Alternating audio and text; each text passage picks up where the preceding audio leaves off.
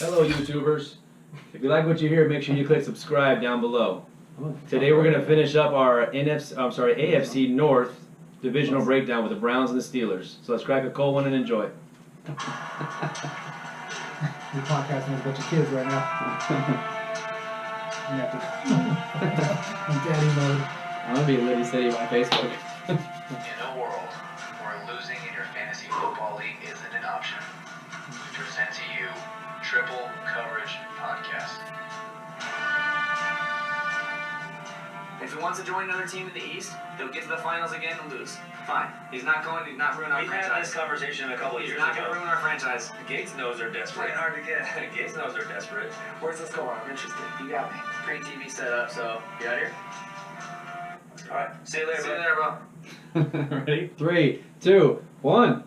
Hello, everybody, and welcome back to the Triple Coverage Podcast. I'm Travis Sutton. I'm here with the boys and the brothers, Jay and James. What's up, guys? Woo woo! Hello. We're going AFC Part 2, 2.0, AFC North. We're going to hit the Browns and the Steelers right in the mouth. Yeah. All right, Cleveland Browns, you're on the clock. We got Hugh Jackson, Todd Haley's offensive coordinator, Greg Williams, the old Bounty Gate, is the defensive coordinator.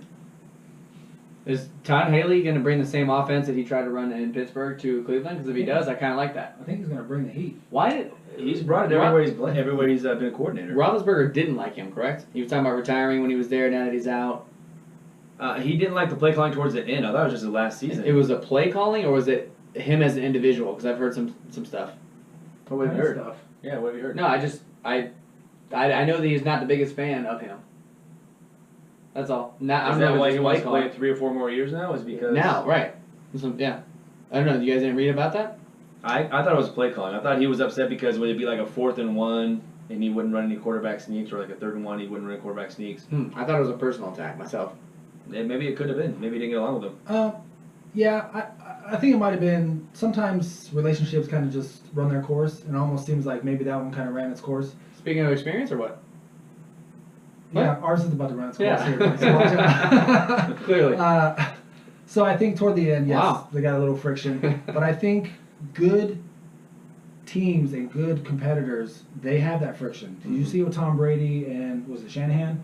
Like, you see guys yelling at each other. You guys see getting fired up, and we take it as, oh, they hate each other, but that's what competitors do. So, but yeah, that relationship might have just run its course. It could be something else, too. You never know. I think it was Daniels with Brady. Josh Daniels. Oh, Josh Daniels. Yeah, you're right. I'm sorry. Shanahan's no longer in New England. It's okay, though. And Goddard did not go to the same school as Carson Wentz. Clearly. Let's clear that up, Let's clear the air. One was north, one was south, but they were both Dakota states. Look, I lived in Minnesota, so it just seemed like one big state. If it's cold, it's just all the same. It's a giant Dakota. One was is it a bison, and the other one's a Jackrabbit. It's just the Dakotas, bro. jackrabbits. Okay, Cleveland Browns. Is anyone in the world here that's in this room think that Tyrod Taylor is going to actually finish his entire season, all 16 games, as a starting quarterback for the Cleveland Browns? No. Okay, so Travis? Um, Because Drew Stanton's not taking that job. no. But number 3 is Baker Mayfield. What do we think? He could. Like, I almost think that topic's. Can you get any use out of him in fantasy? Which for Tyrod? Yes. Because you know the future is Mayfield. Okay. They took him number 1 overall. To me, Tyrod Taylor in a redraft league is a guy that I'm streaming. I'm not drafting him. I'm not wasting a pick on him because it's almost like you're just waiting. Yes, you're just waiting for the demise of him to not be the quarterback And anymore. He's not going high. He went Right. pretty late in like a start we just did. But I still wouldn't take him. I just, especially in a dynasty, because I just don't know where he fits in. Once he does lose his job to Baker Mayfield, where does he fit in the National Football League? Like, I'm not sure. I mean, the Bills, for Christ's sake, benched him for Nathan Peterman. Yeah. Nathan Peterman, who came in and threw 6 interceptions. And a half. And a half. Was it 6? It was 6.5. Oh man, I thought it was 5. No, he threw Maybe 6 the in the legend. first half. Maybe the legend's growing. It was that's what I was 9. thinking. I think it was 9.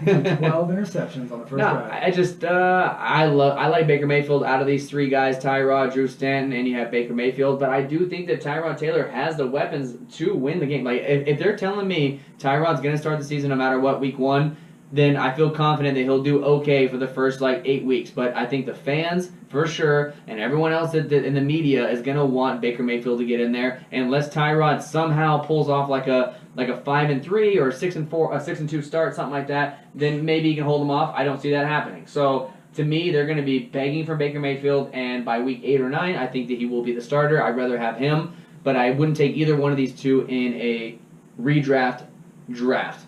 I would get one of them off the waiver wire and stream them.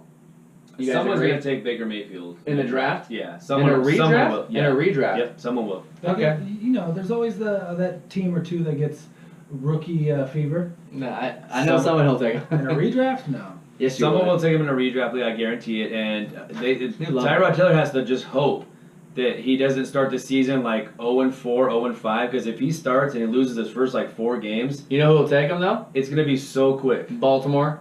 Put him with Lamar Jackson and Robert Griffin. He You was have all already in three. Baltimore. You have all three of those guys. He was already in Baltimore. They let him They go. probably made a mistake letting him go. Yeah. Because he was He well, did they had all right in Flacco. Buffalo. I mean, he wasn't going to probably take the job over from Flacco. They were tied. They were tied to Flacco. He got the Buffalo Bills to the playoffs last season. He's That should not mean bad. something. I like him. If I'm drafting in a dynasty and he's my third, or if it's just a start one, I wouldn't probably have more than 3. But if he's my third, And or a super flex. if he's one of my third Okay. or fourth, Okay. I would definitely, because I think he will get a job somewhere else. I think if he, Where though? You know what I mean? it doesn't Just matter anywhere. if you think the guy's talented. I think he's talented. I think he's got a weapons. He's a dual threat kind of guy, and it's Yeah. you think of him as a runner, but he's not. He runs when he needs to. It seems like. Cincinnati, maybe? There you Oh go. no, they don't. They have their franchise quarterback. Andy Dalton's a stud muffin. I mean, they love him there for all the stuff that he's done for that organization. Okay, let's move past quarterback because that's just there's nothing to talk about. Baker Mayfield's gonna have that job. We all know he's going to have Running a job. back. Here's where it gets a little sketchy for me personally. You have Carlos Hyde, you have Duke Johnson, and you have the newly drafted second-round early pick on Nick Chubb. You also have Matt Days is also still there. Obviously, he's the odd man out between the 4 of those guys. Here's still another good team, though. Here's another position. This whole entire division really is kind of up in the air, honestly. As far as if you break it down for fantasy relevance wise, because you have Carlos Hyde and you have Nick Chubb, and you also have Duke Johnson. Duke Johnson is going to do what he's going to do. He's going to be the third down guy. He's going to get the catches. Who's winning that job out of Carlos Hyde and Nick Chubb? I think the more talented guy, in my opinion, is Nick Chubb. But Here's what I feel about the whole way the Cleveland Browns kind of assembled this team this year. Is everyone's looking at it like they have a whole bunch of shiny new toys, but I almost feel like they built the team purposely not to win at all this year. Not go 0-16, but if you look at their team, they got Tyrod Taylor, who they can let go after a year, right, and not have a cap hit. What? They got Carlos Hyde, What? who they signed a 3-year deal to, but if they let him go after this season, he doesn't hit the cap for very much. And then you have the receiving-wise, you have Jarvis Landry, who you just signed to an extension. You have Josh Gordon, who they could extend, or they could let him walk. And then you have Corey Coleman, who they're going to maybe let go. And then they bring in Antonio Callaway. Then you have your third year. It would be your third year with David Njoku. So I think the way they kind of built it is if they don't win, I don't think they really care. Oh, next year you mean? Yes. Okay. This is his second year. I follow you, dog. It will be his next year, but if you go into next year, now you have Baker Mayfield as your starter. You have Chubb and possibly Duke Johnson. You have Jarvis Landry. Maybe if you extend Josh Gordon, and you have Antonio Callaway there. I think Corey Coleman's gone. So I think that they're going to roll Hyde out there, and they're going to give him. redraft league, who would you rather have? Carlos Hyde then over Nick Chubb? In redraft.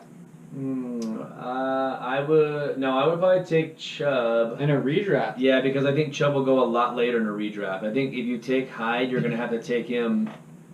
You're going to have to take him as your RB2. So I don't Maybe think RB3. Chubb's going to go late. I You think he's going to go earlier? Yeah, because Yeah. like you just You said, think he'll shiny go new toy. earlier than Hyde though No. in a redraft? Look, this is all TBD because this To is be gonna determined, guys. This is going to be a true camp battle. I don't think Chubb is a guy that could come in and just be like, "Excuse me, sir, this is my job." So I totally think this is going to be a camp battle. And I would like to see that. I think we are going to see it. Honestly, I don't think Chubb is the kind of guy healthy, which it seems like he is, that is just going to be chilling on the sideline. I also feel that way about Baker Mayfield. He's an uber competitor, so I think if he comes and shows out, he could take the job week 1 because if you got that continuity with the team, I think that's what you really look for. I think it's just smart GM with the new GM they got going on. I agree. In Cleveland, Dorsey. signing guys, not necessarily with the intent of not really competing or whatever, or looking that far into the future, but I think they hit free agency to really shore up some needs that they needed, and then they just were able to take talent in the draft. And it seems like they got a lot of talent in the draft at quarterback, at running back. They picked up an underrated, maybe a guy that slid in the draft in Callaway. So I think that what was going on in Kansas City? They did the same thing. They took Tyreek Hill. He kind of slid in the draft because of some issues. He knows what he's doing. And at this point, I'm almost inclined to roll with it and be like, okay, dude, I'm along for the ride because I think you know what you're doing. And they're going to be on Hard Knocks on HBO. That's what I'm looking forward to. Yeah, because you're going to be able to see all the behind-the-scenes stuff. Yeah, you're I'm gonna looking to be able see Chubb in the locker room yes. how they react to Tyrod versus Baker Mayfield, and who are they like backing essentially? Because once you get the locker room on your side, and they're like, oh man, this guy, whatever, he's a competitor, he's a leader, he's a whatever. I want this guy as my quarterback. People start speaking up, and before you know it, he's taking over a starting job. And I think that they're just doing it different than Cleveland is used to doing it. Yeah. It used to be like when they were going through the quarterback carousel, they would take whatever quarterback number 1 or 2, and week 1 they're throwing him out there, whether he was ready or not. They're like, okay, it's your job. You're the number 1 pick. It's your job. Then the guy struggles, and then they're trying to get rid of the guy, or they're running the guy out of the league. So this year, I just think it's different. They're like, nope, Tyrod's our starter. We went out and got Tyrod, even though we knew he had the number 1 pick. It wasn't a surprise. They knew they had the number 1 pick. Percentage-wise, then, let me ask you directly, Jay. What are the percentage chance that Baker Mayfield could be the starter week 1? You're saying 0? No, I'd say it's more like a week 1 starter. I'd say it's like 25%. I'd say So it's it's 75% Tyrod. So it's still possible. Yeah, I think it's still possible, but I don't think put it as 50-50. I'd say more 50-50. Really? Yeah. Yeah. Baker Mayfield would have to come out and just light the world on fire for them to change their mind and not start Tyrod Taylor after all that. Right, so I think the same thing with Carlos Hyde and Nick Chubb. I don't even think it's not like Tyrod's been there before and Right. it's like his team. So I think it's Correct. if Mayfield can come out and he can run that offense and he can do these kind of things Move without the making ball a lot of and mental get- errors and mistakes. Yeah. I don't think he has to necessarily come in and just blow Tyrod away because I think Everyone's they going to want I think they Mayfield, want- dude. I think they want to go to Mayfield Everyone does. sooner than later, and if he shows that. You then just why picked not this do it? guy number 1 overall. It's not like he's number 8 or number 10. Like he's the Or 18. number 1 guy. Like trust me, the fans are all in on Baker Mayfield to see what he's got. But like you said, they shouldn't be doing that. But with Cleveland, you never know what they're going to do. Duke Johnson is Duke Johnson. Carlos Hyde is going to be good. I think both Carlos Hyde and Nick Chubb will have fantasy relevance this year. I don't know how they're going to split that whole thing, but They will, both will. I feel like Yeah. it's going to be like the Baltimore thing, like where it's like going to be like everyone's going to get touches and everyone's going to get the ball, and whoever's got the hot hand probably will finish the games. And Duke's in a contract year too, so Right. he's looking for the big payday. And all we heard about when they drafted Duke Johnson out of Miami was that he could, play all 3 downs.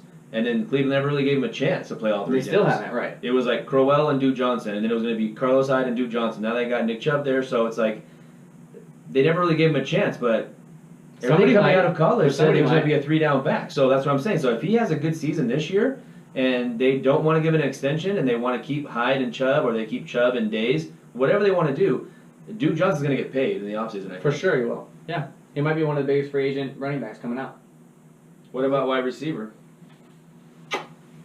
I Well- kind of like this wide receiving corps. I think they have a little bit of everything. They have guys that can play the slot. They have guys that can line up outside. They have the deep threat guys. They have the big tall guys. Well, we talked about Corey Coleman possibly getting traded like at least 3 weeks ago or so, or pretty much right after the draft, after they drafted Antonio Callaway. Both of you guys still think that Corey Coleman will get traded before the season starts? Man, I hope so. I really hope so. I think he can. I think, yeah. I mean, I don't know if he will. I wouldn't just say, oh yeah, it's a definite. But yeah, I think there's enough whispers that, they could definitely be shopping him because I think they were already shopping him. They were shopping him before the Yeah. draft, and they've talked about it after now that they still are open to the Why- possibility of trading him. You don't just come out and say that if it's somebody that you're putting Why in not the keep? system. Why not keep him though for the year that you already have him? You're already paying him. It's not like they don't have any money to pay him or anything. Why not just keep him and have Antonio Callaway there as like the 4th guy that kind of competes for that 3rd spot? If Antonio Callaway can kind of beat out Corey Coleman, then okay. But like as of right now, I don't see Antonio Callaway coming straight into OTAs and practices and all these, and just blowing Corey Coleman out of the water where he's just, devastatingly, hey, you're the number 4 guy now right away. So why not just keep him? And now you have 4 good receivers. If one of them gets hurt, now you have an extra guy there that you can kind of throw in and still be okay. Like, I don't I get mean, what the where's the fire? rush? Where's the Right. fire? I agree, and I like Corey Coleman a lot. I think he's very talented. And the year he got drafted, he was the first receiver taken. Okay, right. So And why that give was up a on him down already? class, though. That was a Yeah, down but you're class. still giving up on him before you've given him a fair chance with a quarterback that's at least a steady guy. Like he's had a like you just said about the quarterback carousel. it's just carousel of just guys just coming in for 6 games, then this guy comes in for 8 games, this guy comes in for 4 games. This guy, it's like, dude, like you got to give a guy a steady a rapport to build for somebody. You can't just keep rotating the quarterbacks and expect this guy is going to be a top wide receiver with all the changes going on. Plus, he had fluky injuries too. Like that Right. one game, he had 2 really good games, and then he broke his hand in practice. Mhm. So it's not like I just don't think they should regular give up normal on him like they've been giving up on all their quarterbacks, like Deshaun Kaiser, and Manziel. Everyone, pretty much everyone, the last 5 seasons. Well, Hit me, Scoop. the NFL stands for what they say. a lot No, of no different fun things. leagues. Oh, Not for long. Oh, So I wow. think sometimes you don't. Yeah, as fans and as fantasy players and stuff, we want to see a guy that we like and his talent looks good to us get that good shot. And sometimes it just doesn't work that way. Sometimes you get a raw deal. Sometimes you're not the guy that this regime drafted. Sometimes injuries derail you, and then you don't Yeah. really get that chance again. Yeah. That Good could be point. happening to Kevin White. Like this guy could be Don't do it. not on the Bears. Don't do it. What? Don't try to make Kevin White happen. Not this episode, Travis. I love Save you, that for bro. another episode. Not this I episode. love you, Scoop. Take it easy. But sometimes you just get a raw deal. So I think as a fantasy player and as a fan, I think you have to adapt to that. There's no raw deal though for Kevin White. He's just been injured. He's No, just you been got injured, a- bro. You got a raw deal in anatomy. Talking about Corey Coleman, you got a raw deal on bone density. He needs to drink more milk. Is all it is. Just drink more milk, Corey. You're gonna be fine. I don't want to get into Kevin White, but Clearly you do. Corey Go ahead. Coleman- Jump no, into no, Kevin I'm not White. talking about the We got Bears. plenty of time. He comes from a family of football players. His brother just got drafted, and he's got more brothers coming along. Is his brother Lindell White, right? He's. Oh Lord. Okay. Stay on track, Scoop. I think that's his uncle. Yes, Uncle Lindell. Uncle Lenny. So, I think Corey Coleman, it might be one of those things. A change of scenery Mhm. might be the best thing that I he agree. needs. If he gets off this roster, I think Corey Coleman could be a wide receiver too in fantasy football relevance. It just depends on where you go. Like right now, the Buffalo Bills would love to have him. Right now, the Colts would love to have him. Like he's a young guy that hasn't, like you said, hasn't had a fair shake of like, oh yeah, he's been playing 2 or 3 seasons and hasn't done anything. Like he really hasn't. I like him on the Cowboys. Yeah, he could be the possibly number 2 on the Cowboys or even number 1. Really, he could be competing. If you own him in a dynasty, what are you trying to trade him for? If you have him, you're trying to trade him for what? A high second, even though I think that's a little too much, but that's what I would want. A high second What round. would you want, Travis? Yeah, I probably would hold on to him. Like I wouldn't sell him He's a chill. cheap. Yeah, he's a chill for me because I want to see what's going on there because it is a double-edged sword with Josh Gordon. You got a guy who Mm-hmm. at any point could be gone, or at any point he could not be doing the Okay. things he needs to do. With Josh Gordon in particular, now that you brought him up, let's say, because this is his last rookie contract year, which I don't know how that is because he's been in the league for 18 years, but okay, this is his last rookie contract year, and he's getting paid like $700,000 a year. Less than $1 million. Let's just say Josh Gordon just goes absolutely ham. He goes hard as a mother effer, and he gets 85 catches and 8 to 10 touchdowns. Like he has a solid, just ridiculous year. Is he going to come right out and be like, I want Odell Beckham money, and I want to be paid like a top 5 receiver? If that's the case, Cleveland might actually let him go, or might have to let him go. So, to me, Josh Gordon and Corey Coleman, if Corey Coleman does stay there and Josh Gordon demands all his money, they might let Gordon go. Landry's locked in. Now, all of a sudden, Corey Coleman's back to the number 2 guy with Baker Mayfield as the quarterback. Like, there's a lot of changing parts that could happen in Cleveland depending on what happens this season. So to me, I'm holding every one of these guys a hold for me. Landry, Gordon, Coleman, they're all 3 holds for me right now because I want to see what's going to happen. I mean, if I could get the right price, I would ship Gordon off. What's the right price?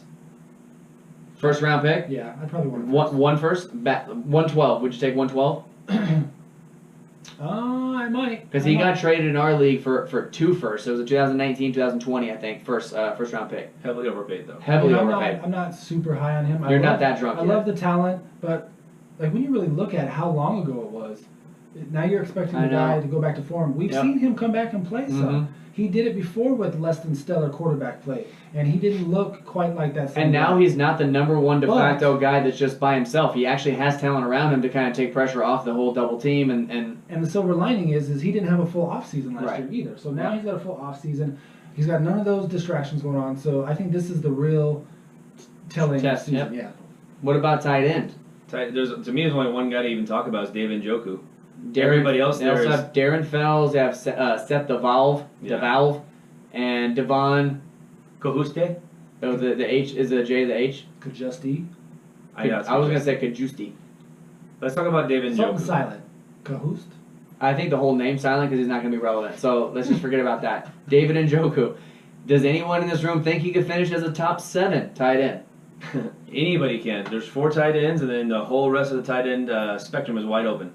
I'm going to be honest, I was kind of disappointed in his production last season for where he went rookie drafts, but that was before I realized that, It takes a couple years. yeah, tight ends, for sure, you have to wait a couple years. The only one that really did well was Evan Ingram, and that was because he got forced into it. Every other tight end that went, as far as the O.J. Howards and the Njokus and so on, and Ingrams, not Ingram, Everett, Gerald Everett. Yeah. Those guys are like just kind of okay, but I'm just waiting for Njoku to pop. I think he should be really good this season, especially with Baker Mayfield as quarterback.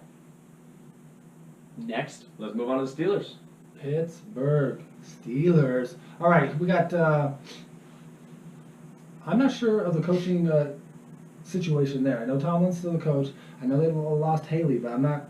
Do you know offhand who took over as the offensive coordinator? No, but I can look it up while you guys talk about the quarterbacks. Okay, well, there's only one to talk about right now. It's Ben Roethlisberger, unless you're playing in a dynasty league. If you're playing in a dynasty league, then it's also, for me, it's Mason Rudolph. They have him listed as number 3 right now, behind Landry Jones. But I think Landry Jones he had a great college career, and sometimes that doesn't go into the NFL and play well. But he had an amazing college career. He has a big arm. But I like, personally, Mason Rudolph more. If I was going to draft one of those 2 guys in any kind of dynasty, I'm taking Mason Rudolph, and I think that when Roethlisberger does retire, Rudolph should take over as the starting quarterback. Do you guys agree? Do you think Landry Jones actually has a chance to take over and be the heir apparent of Roethlisberger?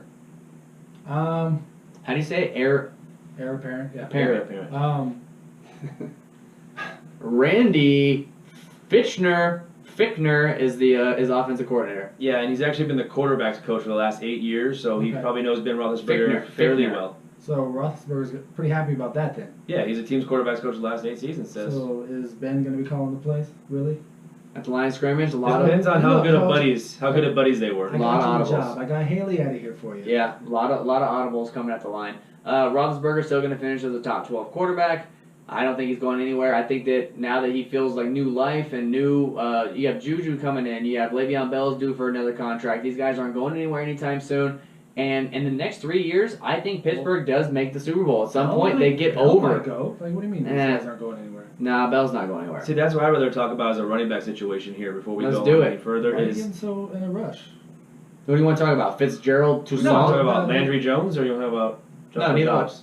Josh Jacobs doesn't even have eyebrows, so go to the next guy. Okay. Go ahead, Jay. Le'Veon Bell. Jump in, Scoop They Jr. keep signing him to a 1-year contract. He's obviously getting upset by it, and he misses the entire camp, and comes back for week 1, basically. Who wouldn't be a a franchise tag?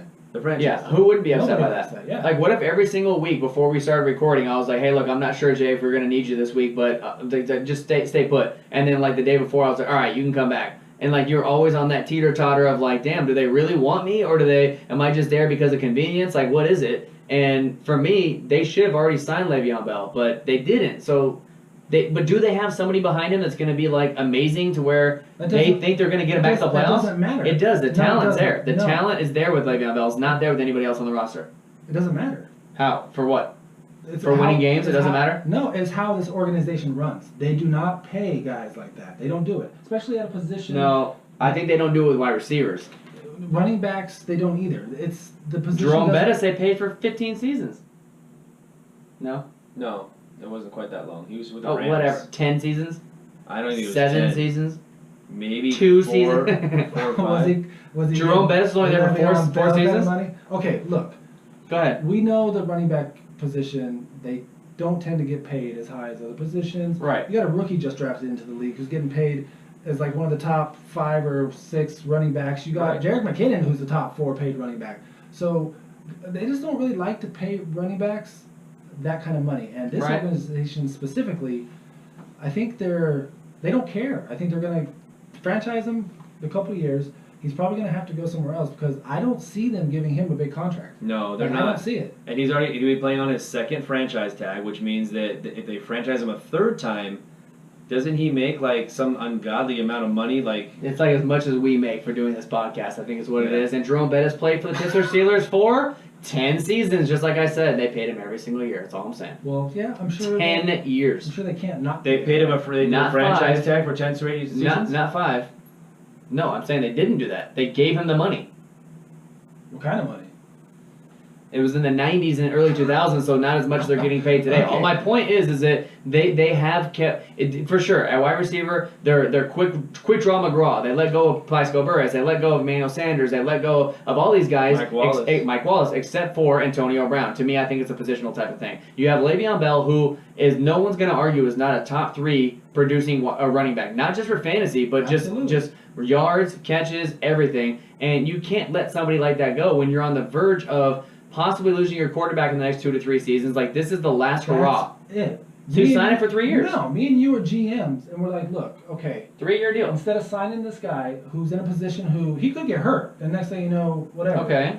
We franchise him for a couple of years. Ben probably has a couple of years. Right. We stretch this out that we can, and then we're not tied to the guy because we're gonna lose Ben. Okay, You can't just replace but Ben. my issue is if you keep franchising the guy, you're going to end up paying him more money anyways. Yes, it's not guaranteed money, but you're still going to end up paying him an extra millions more. If you franchise tag somebody 3 or 4 seasons in a row, like you're paying absurdly amount when you could just say, hey, look, we're going to sign you to a 3-year deal. Here's your guaranteed bonus money. It doesn't have to be a full extension contract. That's usually with the quarterbacks that get that gigantic, deal with like the guaranteed money. With the running back, it's not like that. You sign up for a 3-year deal, make him the highest paid running back for 3 seasons. If he gets hurt, then okay, you can opt out after the first or second season. But franchise tagging him and paying him as a top 3 running back every single year when he doesn't want that. I don't think that Le'Veon Bell wants to be told, hey, look, we love you. You're the top 3 running back in the world. But look, man, we just don't feel confident in signing you for more than 1 year. Like, how much confidence is that going to give you? I think a lot of it has to do with the way they look at it too. Is that they know Le'Veon Bell's a top 3 running back, Okay. right? But then the time that he did miss, then D'Angelo Williams had to step in. D'Angelo Williams not there no more, though. I know, but D'Angelo Williams, at the tail end of his career, Carolina had let him walk. He basically came in and killed it for Okay. those, 4 or 5 games he had to fill in. So Okay. the way they're probably looking at it is like, look, the way our offense runs and the way Ben Roethlisberger is and the way our offensive line is, we'll just put James Conner and Jalen Samuels back there. Yeah. And Yeah, we'll be because so fine. far they've used James Conner very well. Well, I'm just He was saying, No, he was not hurt the whole season. No, How many carries did he have? 20? 30? Le'Veon Bell, Todd Haley uses one back. That's what's gonna be interesting about Right. Cleveland. Now Todd Haley's not there anymore. Right, but I'm just saying he notoriously uses one back a lot. So that's kind of what they do. That's their MO. So I mean, just because you got this guy sitting behind him doesn't mean he's just gonna get carries just because. Bell's the guy. You got the best back in the league, pretty much. What's Bell making? What's Le'Veon Bell making right now? What does he do? 14? What is it? Yeah, it looks like 1 year is 14.5 million.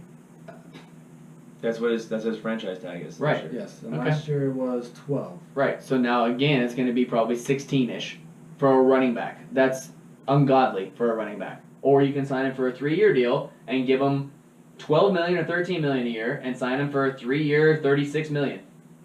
Like I don't get it. I'm all for it being a business and being ran like a business. But when you have a superstar stud like Le'Veon Bell, Antonio Brown, these guys that come around once every decade, like you take care of that guy and make sure that he's comfortable so that he feels like he can produce at the level he can produce at. You don't leave the guy stringing along the entire time. Now he's not going to OTAs like he didn't do last year. He's now doing that again. It's almost like it's just a downer. It's like, It come took on, him- man. Like, it what took him more like- do you want him to do? If you're Le'Veon Bell, you go to the owners and say, man, what more can I possibly do for you guys to pay me? I don't What's the blame answer to that? Le'Veon Bell whatsoever on this. Like it's Well, the it Steelers' sounds fault. like you guys are kind of like on the same page as the ownership, that you would do the same no, thing. No, I see why they're doing it. I'm saying, but I don't blame Le'Veon Bell. If I was the Steelers, I would pay him, but that's just not what they do. Like Travis said. It would be nice if he did show up It's to gonna be OTAs the and got a full it's- like off season of And you know what's practice. going to happen again is he's going to show up for week 1. He's going to be an absolute stud coming into week 1, but it's going to take him 4 games Right. to get it going again. Right, and that sucks because that shouldn't be the case. So now you're missing like 4 games from Le'Veon Bell and basically his bye weeks. Now, really 5, you're getting kind of like 4 mediocre ones because we saw what it And was he'll last still year. finish as a top 5 guy, which is awesome. but pretty good. you just keep tagging them. All right, we've spent enough on Le'Veon Bell. Everyone knows he's a star. Wide receiver, another stud. Antonio Brown finishes top 3 every single season. It seems like last season he was about to shatter the all-time yardage receiving for a receiver ever, I think, and ended up tearing his calf and missed the last, I think, 2.5 games, 3 games or so. But he was on pace to do very well. And then now you bring in Juju, and you're so confident in Juju that you let go of Martavis Bryant and draft James Washington. Do you guys think the third wide receiver here, James Washington, will be an upgrade or a downgrade from Martavis Bryant, what he did the last 2 seasons? I think he could be an upgrade. I do too. I don't know what was going on with Martavis.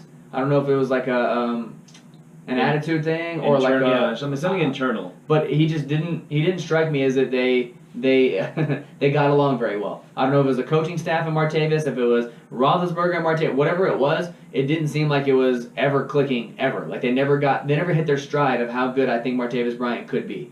They move him to Oakland and then they go and they draft James Washington. James Washington's a lot shorter than him, but he's got the big play potential, just like Martavis Bryant does. He'll be the deep threat there. Juju, same thing. I think their receiving core is stacked. I think that they're all going to do very well. And Juju's a little bit bigger, too, than Antonio Brown, isn't he? Is he taller? Tall, yeah. So, yeah, you have Antonio Brown and James Washington are kind of on the shorter side for receivers, but they seem to do pretty well with those type of... Is there, after those 3, is there anybody else that you're concerned about at all that's going to take away those targets from James Washington? You have Justin Hunter, you have Marcus Tucker, Darius Hayward-Bay, Justin Thomas. No one, right? Darius Hayward-Bay will have a couple of those games where he has like a touchdown or 2, yeah. And then everyone's like grabbing the waiver wire on him, and then he never is seen from again. Yeah. I mean, Juju, I agree with I that. think they could have potentially 2 top 15 wide receivers fantasy-wise in Antonio Brown and Juju. If Juju keeps his touchdown production up, he's going to get more targets this season, in my opinion, and I think that both of those guys could easily finish in the top 20, but I'm thinking top 15 because Antonio Brown's almost locked in every year for a top 5. Juju was right there at like 20-something in our PPR league, and he missed a few games and he started very slow the first 4 weeks until they started using him more when Martavis got hurt. So I think it works great, too, that he has the number 2 corner on him every game because Antonio Brown is obviously going to be getting all the... Like, I don't care if Antonio Brown's getting triple teams. I'm like... It's crazy how good this guy is. And was he undrafted or did he get drafted like super, super late, something like that? Like Antonio Brown. Like 5th round, right? Late, Yeah, he 5th got round. drafted That's late. crazy. They have an eye for talent in wide receivers. Yeah, I've always thought that. Like they just have their scouting for wide receivers is like on point. So that's what makes me feel good about James Washington. Right. Is that you may have to wait a little while for him. Well, where does James Washington go in a rookie draft, you think? And Because rookie draft, before- he's going very early second. See, I was going to say, before, like, he was definitely in the conversation for, like, the top 4 guys or so, receivers coming out, and he was going, like, number 11, number 12-ish in the first round. I think he's dropped a little bit down to, like you just said, like 202, 203 range, 204 even sometimes I've seen. Is nothing that he's done. No, it's just you're other going to have to guys. wait a little while for him because But is the other guys Pittsburgh jumping over him? Pittsburgh the last few years, they haven't really had a whole lot of production with the number 3 receiver. Right, you've said that many times here. No, I'm just Say it again. say it one more time. That's right, Scoop. No, this is the thing. There was a small weird window of time where it was like Sutton and Washington. Right, And right, Yes. correct. So what happened to Washington? Because Sutton's still kind of there. He's still like number 9, number 10, He's fell as well. but and- still 9 or 10. Like he hasn't He's fell out of the first round. No, Washington he's not. has. He I was think. like in the top 5. Like he was Right. up there. There's a lot of movement that goes around the closer it gets to the draft, and then where guys actually go. People's perceived situations and how quick of a runway they have to being fantasy relevant. All that kind Where of they stuff landed. really affects their the draft stock. So yeah, so he's slid from where he was. Definitely, I think he's going to be a talented guy. I like him. I mean, I think he's got that. He's a Steeler. Like his game is bred for the Steelers. I Like, agree. He's kind of hard nosed, and I think he's going to fit in nice. I he- think Juju's not going to sneak up on anybody this year. No. Like you have the guys that come out at different positions, and they just sneak up on people. Even though like you've seen them the week or two before do it to other teams, when they play that team that week, they don't think he's going to be able to do it to them, and then he does it, and you're like, oh, he's faster than I thought he was. Like Tyreek Hill kind of did that to guys too. So this year, I don't think he necessarily sneaks up on anybody. Because last year he was like the third, so he was even getting Right. the The third corner, or he's getting a linebacker or safety or something like He's that. going to look good on your team in Dynasty, I think. With your couple of picks you have in the start of the second round, I think he's going to look good. James Washington. Oh, I thought he was on Juju. I was like, If he's No, there, James if Washington. he's there, I would all right, definitely. James probably take him. Washington and Michael Gallup are both on the board. Travis, you're up on the clock. Who are you taking? Well, I got back-to-back picks, so I could probably grab both of those boys. But if you Sure. didn't, who are you taking first? I would probably take Washington. I'm not huge on Gallup. Like I like Gallup and his talents, not bad, but Do you don't like the landing spot? Like he's got really no one there. yeah, He's it's got true. Nobody in front of him. That's true. I don't know. I guess if you need I like immediate Washington. help. I like Washington. I haven't like faded Washington as much as it seems like everybody's fading him and letting all these other guys kind of jump into the. Well, fold. that's what scared me off Juju last season was I was like, well, okay, they already have Antonio Brown. He's the de facto number one. They already have Martavis Bryant. And then I started looking at the roster. I'm like, and Eli Rogers was there for a season or two. I'm like, dude, where is Juju going to fit in? And my first immediate thought was, I don't want to wait 2 or 3 seasons for Juju to wait for somebody else to leave for him to come in. And then all of a sudden, week 5, he burst onto the scene and just never gave up that number 2 spot. You had to wait But 4 weeks. But I didn't see that. Like when I was drafting and I was doing my order, I had Juju like late second round. I mean like 210, 211, 212. He ended up going to Travis at like number 14, I think, on my overall. board, I had him in the first round. Right. He So, was- but again, I was like, I don't want to wait on somebody. I want to take somebody who's going to give me production. I want somebody that's right now. So I went John Ross, and I didn't love that either. But it was just because there was no one else on Cincinnati. You ended up going Juju, and Juju just annihilated. But that's how I kind of feel. I don't want to get roped in the same situation where I'm like, oh, James Washington, there's no way he's going to beat out Juju. He's going to be the number 3 receiver. Or you have Gallup, who potentially could be the number 1. And if he's not the number 1 in Dallas, he's the number 2. At least you know he's going to get more targets than James Washington, in my opinion, unless something This crazy first happens. season for sure. Right. So we want to move on to tight end? Yeah, there's only 2 guys really to mention, and I Wrap really it don't up. know who's going to win this battle: Vance McDonald and Jesse James. Okay. Who do you think's going to win the battle? Vance. Vance. I like Vance McDonald. I He think should. that he showed it in the playoffs. I think he showed it at the end of the season. He did very good, and he was a target monster those last couple of weeks. I think that Vance McDonald takes over the number 1, but I mean, What does Pittsburgh that could really run. mean? Pittsburgh could run the 2 Yeah. tight end sets. Yeah. What does that really mean? It's not, I don't see Vance McDonald or Jesse James finishing as a top 10 tight end anyway. But the option is there. They can both catch. They can both block pretty decently, and I think they'll both have decent fantasy relevance. But it's going to be one of those guys that you throw in your lineup and you just pray that one of them gets a touchdown. This is where you fade the position till the end of the draft. Yep. And then you take the Vance. Whoever's there. Right on Vance McDonald. Yeah. Yeah, he did really well in San Francisco, and then Pittsburgh traded for him. Mhm. So it wasn't somebody that San Francisco cut. They actually traded for him. So I think that Vance McDonald wins that job too. And Jesse James is nothing more than a flyer. An outlaw. Yeah. He's an outlaw. Yeah, Outlaw exactly. Jesse James. He's going to hold up this offense for not too many fantasy points. Are you guys ready to wrap up the AFC North? Let's wrap it up. Let's crack it. Let's crack it crack up. some cold ones.